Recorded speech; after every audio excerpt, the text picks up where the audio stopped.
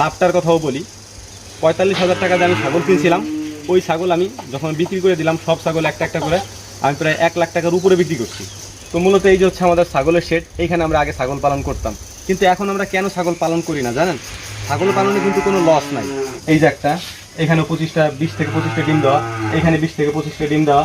ওই ব্ল্যাক বেঙ্গল ছাগলগুলো কিনে অনেকে বলে খামার করার জন্য। যখন আপনি ব্ল্যাক বেঙ্গল ছাগলগুলো কিনে খামার করার জন্য নিয়ে আসবেন। আসসালামু আলাইকুম। আপনারা অনেকেই আমার কাছে জিজ্ঞেস করেন, জানতে চান যে আমি ছাগল কেন পালি না, মানে ছাগল পালন সম্পর্কে অনেকে আমার কাছে জানতে চান কেন ছাগল পালি না। তো মূলত আজকের এই ভিডিওতে আমি আপনাদেরকে পুরোপুরি ক্লিয়ার করে বলার চেষ্টা করবো যে ছাগল কেন পালি না। মূলত আমি ছাগল পালতাম।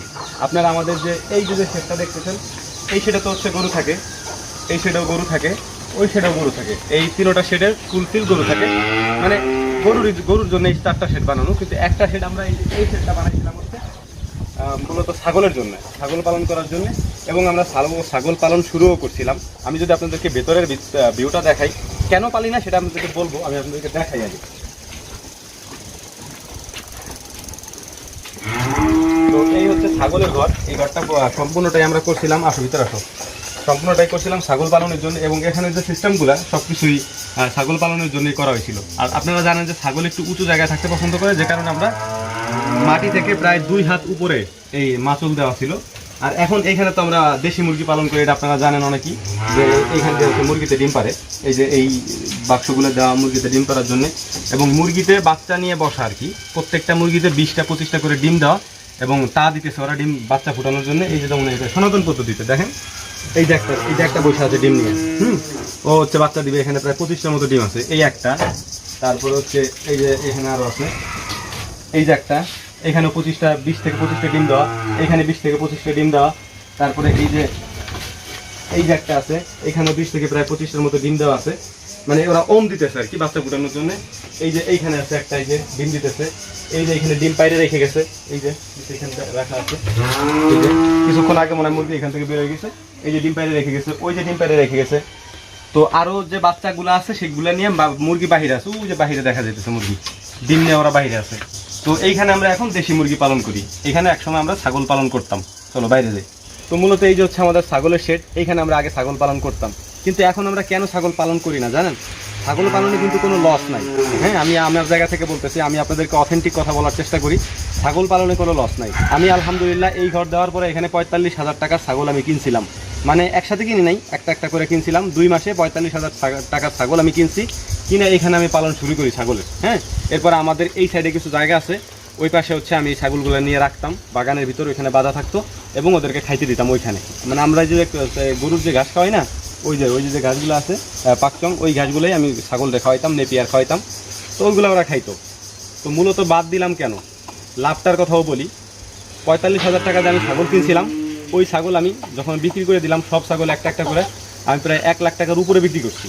তো মূলত বুঝতেই পারছেন যে ছাগল পালনে আমার লস হয়নি, আমার আলহামদুলিল্লাহ ভালো লাভ হয়েছে। কিন্তু ছাগল পালন নিয়ে কিছু সমস্যা আছে, সেগুলো আমি আপনাদেরকে বলি। ছাগল আমাদের দেশে বলা হয় অনেক ক্ষেত্রে যে ব্ল্যাক বেঙ্গল ছাগলের চাষের কথা বলা হয়, বা খামার করলে ব্ল্যাক বেঙ্গল ছাগলের কথা বলা হয়। কিন্তু ব্ল্যাক বেঙ্গল ছাগলের কথা যদি আমি আপনাদেরকে বলি, ব্ল্যাক বেঙ্গল ছাগল হচ্ছে আপনারা দেখবেন এই যে পাথারে ঘাটে মাঠে এখানে বাঁধা থাকে। আপনারা যারা গ্রামে আছেন তারা তো জানেনই, দেখবেন যে বাহিরে ছাগল রাখা থাকে, সারা থাকে ছাগল। ওই ব্ল্যাক বেঙ্গল ছাগলগুলো কিনে অনেকে বলে খামার করার জন্য। যখন আপনি ব্ল্যাক বেঙ্গল ছাগলগুলো কিনে খামার করার জন্য নিয়ে আসবেন, একটা জিনিস আপনি ধরেন, সারা জীবন হচ্ছে সারা অবস্থায় চারণভূমিতে চড়ে চড়ে খাইছে, ওই জিনিসটার আইনে আপনি ঘরের ভিতর বন্দি করে রাখলেন। হ্যাঁ, যে এই ঘরের ভিতর তুই থাকবে, এখানে তুই খাবি, তখন ওর রোগ প্রতিরোধ ক্ষমতা কমে যাবে, রোগ হবে। কারণ ওর যেহেতু বাহিরে থেকে অভ্যাস, ও এক জায়গায় থাকে বা আটকা জায়গায় থেকে অভ্যস্ত না, তখন আস্তে আস্তে এগুলোর রোগ হয়। হ্যাঁ, আর এইগুলোর রোগ হইলে মনে করেন যে এগুলোর রোগ সারানো খুব কঠিন হয়ে যায়, বিশেষ করে এই সব ছাগলের।